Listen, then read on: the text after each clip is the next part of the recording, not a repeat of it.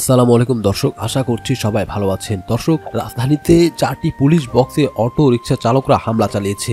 এ সময় তারা অভিযোগ করে পুলিশ তাদেরকে বিভিন্নভাবে হয়রানি করছে। তাদেরকে একবার বলে অটো রিকশা বন্ধ করতে, আরেকবার বলে চাঁদা দিতে, আরেকবার বলে এই সময় কেন বের হয়েছে, এভাবে নানা ভাবে উত্তক্ত বিরক্ত করতে থাকে। শেষ পর্যন্ত তারা সহ্য করতে না পারে একতাবদ্ধ হয়ে পুলিশের 4টি বক্সে হামলা চালিয়েছে। এ নিয়ে পুলিশের এক দায়িত্বশীল বলেছে যে তাদের পিছনে এসব নিয়ে কেউ ইন্ধন দিচ্ছে কিনা, তাদেরকে একত্রিত করেছে কিনা সেটা তারা খতিয়ে দেখবে। আসলে পুলিশকে তো এভাবেই পেটানো উচিত এবং এভাবেই সবাইকে একত্রিত হয়ে পুরো বাংলাদেশের মানুষকে একত্রিত করেই পুলিশকে এভাবে যদি প্যাদানি দিয়ে যেত, তাহলে কিন্তু এই স্বৈরাচারী সরকারের আর কোনো অস্তিত্ব থাকতো না। তো আশা করি দেশের মানুষের সুবুদ্ধির উদয় হবে এবং তারা সব ধরনের ভয়ভীতি দূর করে নিজেরাই সবাই একত্রিত হবে। এদিকে দর্শক, রয়েছে আরেকটি গরম খবর, সেটি হচ্ছে মার্কিন বাজারে সম্ভাব্য বিধি নিষেধ নিয়ে পররাষ্ট্র সচিব বিপদের ইঙ্গিত দিলেন। চলুন মুস্তাফা ফিরোজের সঞ্চালনায় সেই ভিডিওটিতে ফিরে যায়।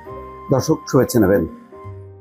যেই কথা আড়ালে আবডালে আলোচনা হচ্ছিল, কখনো কখনো এর ওর মুখ থেকে বের হচ্ছিল, কিন্তু মুহূর্তের মধ্যে আবার সেটি হাওয়া হয়ে যাচ্ছিল।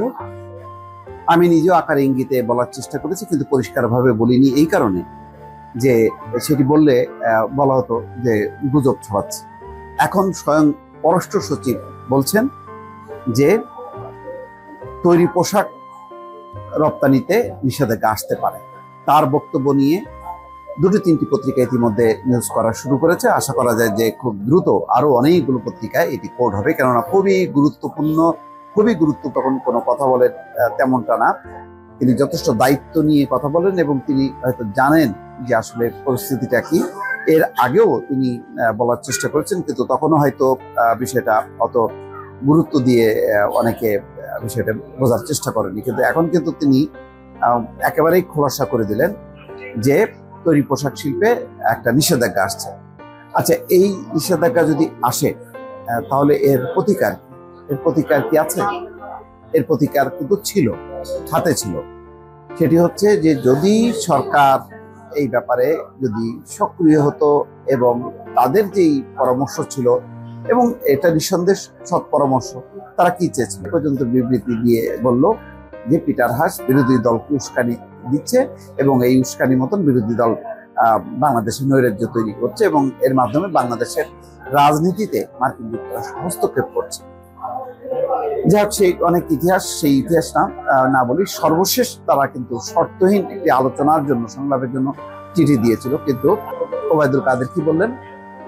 একদিন বা 2 দিন লেট করে বললেন যে আজকেই হচ্ছে নির্বাচনী তফসিল ঘোষণা করা হবে, এখন আর সময় নেই। কার্য তো আসলে আগ্রহ ছিল না। তার আগে বলা হলো যে আগুন সন্ত্রাসী নাশকতা সৃষ্টিকারীদের সঙ্গে কিসের সংলাপ, কার সাথে সংলাপ, এমন একটি বক্তব্য স্বয়ং সরকার প্রধানত দিয়েছেন, যা জন্ম দেবে। কিন্তু এটা তো হওয়ার কথা ছিল না।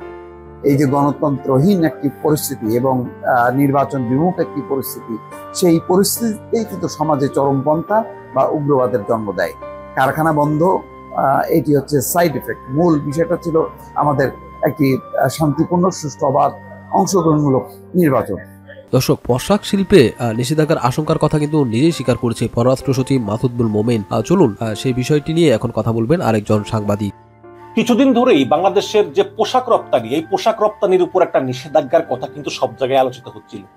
এবং আপনারা জানেন যে সপ্তাহ 2-1 আগে ওয়াশিংটনের যে বাংলাদেশ দূতাবাস, সেই দূতাবাসের যে রাষ্ট্রদূত, তিনি একটা চিঠি পাঠিয়েছেন বাংলাদেশের বাণিজ্য সচিব তপন কান্তি রায়ের কাছে, যে যদি এই শ্রম অধিকার বিষয়ে কোনো আশু ব্যবস্থা না হয়, তাহলে আমেরিকা এবং ইউরোপিয়ানের পক্ষ থেকে বাংলাদেশের উপর একটা রপ্তানি বিধিনিষেধ আসতে পারে, বিশেষ করে তৈরি পোশাকের ক্ষেত্রে। তো এই বিষয়টা আসলে ফাঁস হয়ে যায়। এই চিঠিটা আসলে ফাঁস হয়ে যাওয়ার পরেই সর্বত্র আলোচনা শুরু হয় যে তাহলে কি তৈরি পোশাকের উপর নিষেধাজ্ঞা আসতেছে। এবং দর্শক, অনেকে এও মনে করেন যে আসলে যাচ্ছেন, হয়তো এমনও হতে পারে যে আমেরিকা এমন পদক্ষেপ নিবে যেটা সরাসরি বলবে না যে তোমরা নির্বাচনে জালিয়াতি করেছো, তোমরা নির্বাচনে কারচুপি করেছো, বা তোমরা বিরোধীদের উপর মানবাধিকার লঙ্ঘন করেছো। এটা নাও বলতে পারে। টার্গেটটা হলেও একটু অন্যভাবে ঘুরিয়ে বলবে যে শ্রম অধিকার লঙ্ঘনের কারণে তোমাদের কাছ থেকে আমরা আর কোনো পোশাক কিনবো না। এটা হতে পারে। এবং আপনি জানেন যে এই বাংলাদেশের সম্পূর্ণ পররাষ্ট্র মন্ত্রণালয়টা সচিব এই মাসুদ বিন মোমেনই দেখাশোনা করেন। এই বড় মন্ত্রী মোমেন আর ছোট মন্ত্রী আলম, এই দুটো হচ্ছে গিয়ে চোর বাটপার। এদেরকে হাসিনা আসলে বিশ্বাস করে না। হাসিনা সবচেয়ে বেশি বিশ্বাস করে এই মাসুদ বিন মোমেনকে। সুতরাং এই মাসুদ বিন মোমেন কি বলেছেন লেখা আছে, কিন্তু মাসুদ বিন মোমেন আপনি হচ্ছেন যে এই সরকারকে টিকিয়ে রাখার জন্য যেই কয়জন আমলা আছে, যেই কয়জন আমলা এই অবৈধ দুর্নীতিবাজ ফ্যাসিস্ট সরকারকে টিকিয়ে রাখার প্রধান পৃষ্ঠপোষক, তার মধ্যে সবার উপরে হচ্ছে আপনার অবস্থান, এই মাসুদ বিন মোমেন। তো আপনি কেন শেখ হাসিনাকে বলেন না যে এনাফ হয়েছে, আর দরকার নাই? আপনি কেন এই শেখ হাসিনাকে টিকিয়ে রাখার জন্য দিনের পর দিন বিদেশিদের কাছে ধর্ণা দিচ্ছেন?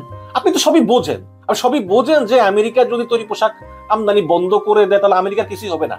আমেরিকা টাকা আছে, তার অন্য জায়গা থেকে কিনতে পারবে। বাট আমাদের কি অবস্থা হবে? এই তৈরি পোশাক তো একদিনে গড়ে উঠে নাই। এই তৈরি পোশাক শহীদ প্রেসিডেন্ট জিয়াউর রহমানের হাত ধরে শুরু হয়েছে, তারপরে এই পর্যন্ত 45 বছরে ধীরে ধীরে আজকে এই পর্যায়ে এসেছে।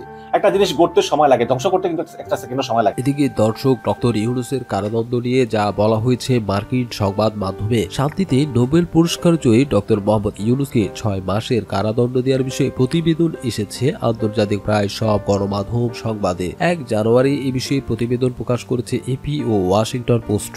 এপির প্রতিবেদনে বলা হয়েছে, বাংলাদেশের শ্রম আইন লঙ্ঘনের দায়ে নোবেল শান্তি পুরস্কার বিজয়ী মোহাম্মদ ইউনূসকে 6 মাসের কারাদণ্ড দিয়েছে দেশটির ঢাকার একটি শ্রম আদালত। প্রতিবেদনে আরো বলা হয়েছে, দরিদ্র মানুষকে সাহায্য করার জন্য ক্ষুদ্র ঋণ ব্যবহারে অগ্রণী ইউনূস আদালতে উপস্থিত ছিলেন এবং তাকে জামিন দেওয়া হয়েছে। রায় ও সাজার বিরুদ্ধে আপিল করতে ইউনূসকে 30 দিনের সময় দিয়েছেন আদালত। ইউনূস প্রতিষ্ঠিত একটি অলাভজনক সংস্থা গ্রামীণ টেলিকম রয়েছে এই মামলার কেন্দ্রে। ডক্টর ইউনূসের বিরুদ্ধে কি কি অভিযোগ আনা হয়েছে তার উল্লেখ করে প্রতিবেদনে বলা হয়েছে, ঢাকার 3য় শ্রম আদালতের বিচারক শেখ মেরিনা সুলতানা কোম্পানির চেয়ারম্যান হিসেবে ইউনূস এবং অপর 3 পরিচালককে দোষী সাব্যস্ত করে প্রত্যেককে 6 মাসের কারাদণ্ড দিয়েছে। ইউনূসকে $30,000 বা $240 জরিমানাও করা হয়েছে। রায় ঘোষণার পর ডক্টর ইউনূস বলেছেন, যে দোষ করিনি সে দোষের শাস্তি পেলাম। তার এই মন্তব্য সহ রায়ের বিষয়ে ডক্টর ইউনূসের আইনজীবী আব্দুল্লাহ আল মামুন এবং রাষ্ট্রপক্ষের আইনজীবী খুরশিদ আলম খানের মন্তব্য তুলে ধরা হয়েছে প্রতিবেদনে বলা হয়, গ্রামীণ টেলিকম দেশের বৃহত্তম মোবাইল ফোন কোম্পানি ও নরওয়ে টেলিকম জায়ান্ট টেলিনরের একটি সহযোগী প্রতিষ্ঠান গ্রামীণ ফোনে 34.2% মালিক। ইউনূসের পশ্চিমা প্রভাবশালী রাজনীতিকদের সঙ্গে ঘনিষ্ঠ যোগাযোগ থাকায় বিশেষ করে মার্কিন যুক্তরাষ্ট্রে অনেকে মনে করেন এ রায় মার্কিন যুক্তরাষ্ট্রের সঙ্গে বাংলাদেশের সম্পর্কের উপর নেতিবাচক প্রভাব ফেলতে পারে। ইউএনবির বরাত দিয়ে এপির প্রতিবেদনে বলা হয়েছে, পররাষ্ট্র সচিব মাসুদ বিন মোমেন এই সম্ভাবনা নাকচ করে বলেছেন, একজন ব্যক্তির জন্য রাষ্ট্রের সঙ্গে রাষ্ট্রের প্রভাব না পড়ায় স্বাভাবিক। ডক্টর ইউনূসের বিরুদ্ধে কথিত দুর্নীতি ও আত্মসাৎ মামলাও চলছে বলে উল্লেখ করা হয় প্রতিবেদনে। ইউনূসের সমর্থকরা মনে করছেন শেখ হাসিনার সঙ্গে শীতল সম্পর্কের কারণে তাকে হয়রানি করা হচ্ছে। বাংলাদেশ সরকার এই অভিযোগ অস্বীকার করেছে। সোমবার এ রায় দেয়া হলো যখন বাংলাদেশে 7 জানুয়ারি সাধারণ নির্বাচনের জন্য প্রস্তুতি নিচ্ছে, যা হাসিনা চিরশত্রু সাবেক প্রধানমন্ত্রী খালেদা জিয়ার নেতৃত্বাধীন দেশের প্রধান বিরোধী দল বাংলাদেশ জাতীয়তাবাদী দল বয়কট করেছে।